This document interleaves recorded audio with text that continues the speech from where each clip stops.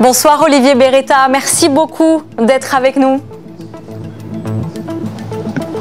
Merci à vous, bonsoir à tous. Alors vous avez roulé en Formule 1 il y a 30 ans, vous avez aussi fait carrière dans l'endurance avec plus d'une vingtaine de participations aux 24 heures du Mans. Aujourd'hui vous faites partie de la direction de course, ça fait quel effet de passer de l'autre côté ? Tout d'abord, merci de me rajeunir de 30 ans. Non, c'est une expérience qui est totalement nouvelle pour moi, hyper intéressante et à la fois difficile. On voit quand on roule ou quand on est spectateur, on voit les choses d'une manière, mais quand on accède à la direction de course, on voit vraiment des choses qu'on est loin d'imaginer.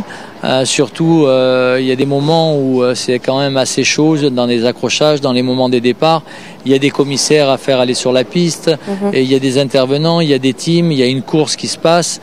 Donc il faut réagir relativement très rapidement. Mais l'Automobile Club, depuis des années, est la référence mondiale dans ce domaine. Et tous les commissaires qu'on a sur la piste, l'organisation, il y a des briefings tous les matins. Tout le monde est entraîné, tout le monde est motivé, tout le monde a envie de bien faire. Mais c'est une expérience quand même relativement unique. Et comme je disais au début, à l'intérieur de la voiture, des fois on ne comprend pas certaines décisions. Mais une fois qu'on est derrière les écrans avec les radios, on les comprend un peu mieux. Et quel est votre rôle justement? C'est vous qui décidez quand il faut stopper la course, quand il y a un drapeau jaune, un drapeau rouge?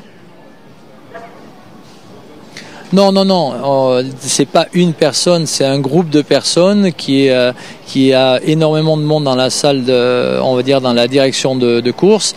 Il y a les gens aussi de la FIA, il y a les gens de l'Automobile Club.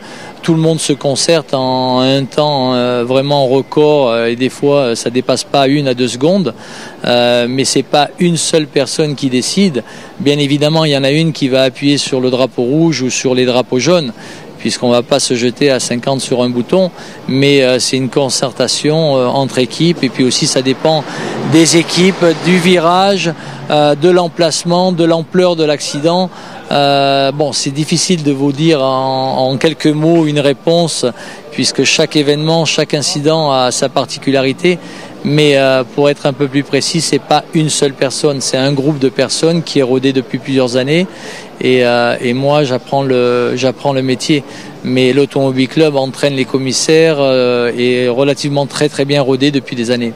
Comment s'est déroulée alors cette première journée? La pluie s'est invitée? Oui, exact. La météo a été précise. On s'attendait peut-être pas ce matin au lever qu'on allait avoir de la pluie, mais ça fait partie de la semaine du Grand Prix. On sait très bien qu'il pleut un jour, donc en espérant que pour l'instant la première journée soit passée et que maintenant le grand soleil va arriver à partir de demain et qu'on aura un Grand Prix magnifique dans toutes les catégories et surtout en Formule 1. Comment s'est passée la journée? Relativement bien. Aujourd'hui, on a eu quelques accrochages. On a mis un petit peu tout le monde en route, même si on est encore chaud des 2 week-ends précédents avec l'électrique et le Grand Prix historique. Mais c'est toujours important de se remettre un petit peu, on va dire, dans le bain et retourner un petit peu dans l'action. Et demain, les choses sérieuses vont commencer. Alors vous avez roulé en Formule 1, vous avez aussi fait énormément d'endurance. Est-ce que votre carrière de pilote, Olivier Beretta, vous aide dans ces nouvelles fonctions à prendre des décisions et à analyser justement ce qui se passe sur le circuit?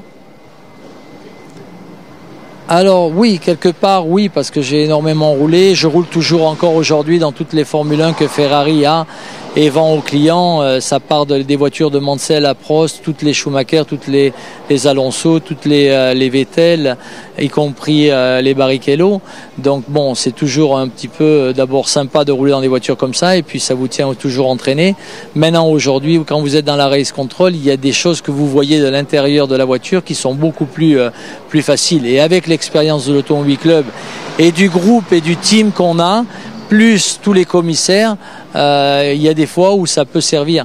Mais comme je le disais, c'est pas une personne, c'est un groupe, c'est une équipe rodée depuis plusieurs années, avec une énorme expérience. et on est tous, comme je dis souvent, dans le même bateau et tout le monde essaye de s'entraider et d'être le plus réactif possible. On est aussi sur un circuit atypique parce que Monaco, comme tout le monde connaît, c'est un circuit en ville. Les 3/4 des virages sont aveugles, les voitures vont relativement vite. Il n'y a pas d'espace, on n'est pas comme sur des circuits modernes où il y a 3 km on va dire, d'espace en dehors du circuit. Là, il y a des rails, il y a des touchettes, il y a des voitures au milieu. Donc il y a une action beaucoup plus complexe et un stress supplémentaire dû à la spécificité du circuit. Mais c'est un circuit unique au monde dans tous les sens du terme. On aimerait avoir votre avis sur l'avenir du circuit européen. Est-ce que la concurrence, selon vous, du Moyen-Orient, des États-Unis, est-ce que le Grand Prix de Monaco, de Belgique et peut-être même d'Angleterre peuvent un jour disparaître ? Écoutez, c'est pas à moi de le dire. Moi, dans ma vie, dans mon expérience de course automobile, j'ai roulé au Japon, en Asie, en Chine, énormément en Amérique pendant 20 ans. J'ai participé à 23 éditions des 24 heures du Mans. J'ai eu la chance de gagner des championnats, des courses. Et sincèrement, Monaco, ça reste unique. Ok, il y a cette nouvelle ère, on va dire, de circuits modernes dans des pays peut-être certainement magnifiques, avec un contexte différent. Mais Monaco, c'est unique. Tous les autres circuits, même quand ils sont en ville, ils sont pas non plus dans le centre-ville. Monaco, c'est Monaco. On passe au casino, on descend, on rentre dans un tunnel, on sort sur le port. C'est mythique, oui. La journée, on va dire, la journée circuit se termine. Le soir, il y a une ambiance, on est en ville. Moi je suis né au virage numéro 1, j'ai grandi dans l'avenue d'Ostende, j'y habite toujours, donc c'est sûr que Monaco ça me tient à cœur, mais vous parlez à n'importe quel fan, même n'importe quel autre pilote qui est en activité ou pas, Monaco reste unique. Une dernière question, Olivier Beretta. Il y a 30 ans, Ayrton Senna disparaissait sur le circuit d'Imola. Vous avez couru lors de cette course, vous gardez quel souvenir ? C'est un souvenir qui est encore aujourd'hui, 30 ans après, il y a quelques images qui vous reviennent, notamment dans le virage de Tamburello. Moi, je partais en fond de grille et malheureusement, je suis arrivé, la voiture était déjà immobilisée. À l'allure où on passait le vieux Tamburello, j'ai pas pu voir qui était dans la voiture, mais j'ai vu une voiture bleue et blanche. Est-ce que c'était une IG, est-ce que c'était une Williams? Je l'ai juste appris au drapeau rouge.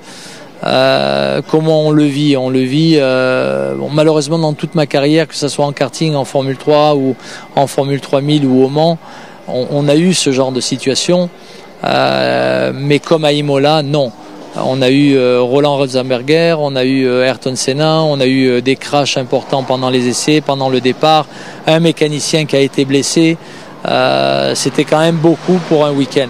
Et malheureusement, même 30 ans après, il y a quand même encore des flashs qui réapparaissent. Après, il faut être honnête. On est venu 15 jours après à Monaco. Il y a eu Karl qui a eu cet important accident à la sortie du tunnel, parti dans le coma pendant plusieurs semaines. Mais après, on était sur la grille de départ. Il y a eu ce moment un peu glacial où tout le monde réalisait sans trop réaliser.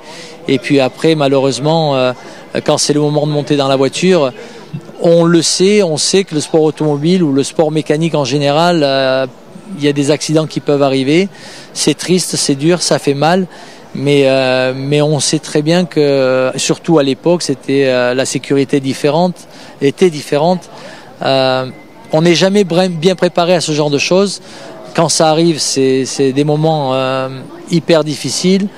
Et puis après, la vie continue, on remonte dans la voiture et puis on essaye de faire de notre mieux. Une dernière question. Est-ce que Charles Leclerc peut gagner ce week-end?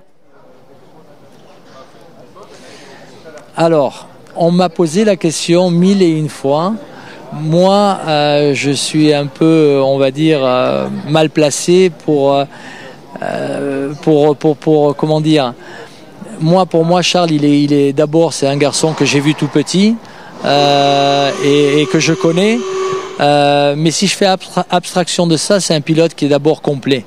Il est rapide, il est intelligent, il est agressif en course, et en qualif, il sort des tours incroyables. Et Monaco, la qualif, c'est hyper important. Après, il n'a pas eu de réussite. Monaco, il aurait dû déjà le gagner. Je ne veux pas porter la chkoumoune, mais je souhaite de tout cœur qu'on soit en bas du podium et que ça soit du rouge et blanc, et ça serait magnifique pour le pays, magnifique pour lui, magnifique pour sa famille et ses amis, et puis ça serait un clin d'œil sympa à l'histoire. On a eu la chance d'avoir Chiron dans le passé, on a Charles aujourd'hui qui court dans une Ferrari, et si tout est réuni et avec la chance, à mon avis, ça va le faire. Merci beaucoup Olivier Beretta d'avoir pris le temps de répondre à nos questions. On vous souhaite un très bon week-end de course. Merci beaucoup. Merci à vous et à bientôt. Tout de suite sur TV Monaco, votre magazine Cannes Rewind, présenté par Raphaël Yem dans les coulisses du Festival de Cannes. D'ailleurs, si vous avez manqué les précédents épisodes, ils sont tous disponibles en replay sur notre site tvmonaco.com. Passez une excellente soirée et à demain.